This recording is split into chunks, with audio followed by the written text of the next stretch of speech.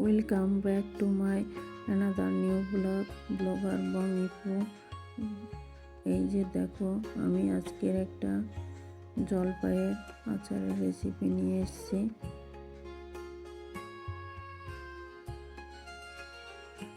জলপাইটা আগে সেদ্ধ করে নেব।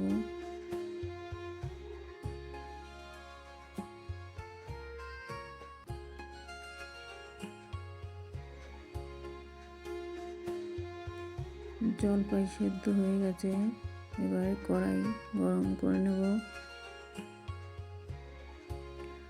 কড়াই এবার তেল দিয়ে দেব, সরিষার তেল।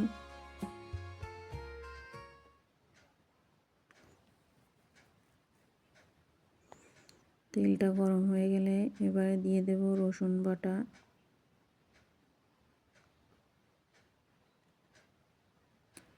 রসুনটাকে একটু কষিয়ে নেব,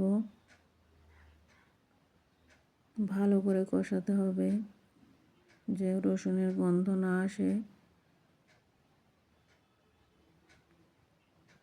এবারে দিয়ে দেব সেদ্ধ করা সেই জলপাইগুলো।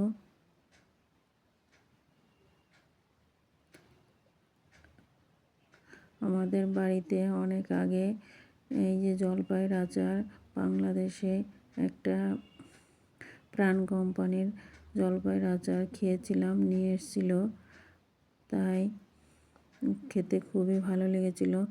তখন আমি বুঝতে পারিনি, আর খেতে খুবই সুন্দর হয়েছে, তাই আমি সেরকম একটু বানিয়ে নিলাম। আজকে দিয়ে দিচ্ছি চিনি স্বাদ মতো, আর একটু দিয়ে দেব নুন। যার যেরকম চিনি পছন্দ সেরকম খাবেন। আর আমি খেয়ে মনে হচ্ছিল সেই প্রাণ কোম্পানির আচারটাই খাচ্ছি আজকে। এই যে দেখুন, আর এই যে কালারটা চলে এসছে আচারের। এবারে দিয়ে দেবো সামান্য একটু হলুদের গুঁড়ো, লঙ্কার গুঁড়ো আর জিরের গুঁড়ো। দেখুন, আমি সামান্য পরিমাণে হলুদের গুঁড়ো দিচ্ছি। এরপরে দিয়ে দেবো লঙ্কার গুঁড়ো আর দিয়ে দেবো জিরের গুঁড়ো। এভাবে আচার খেয়ে দেখতে পারেন, একেবারে মুখে লেগে যাবে।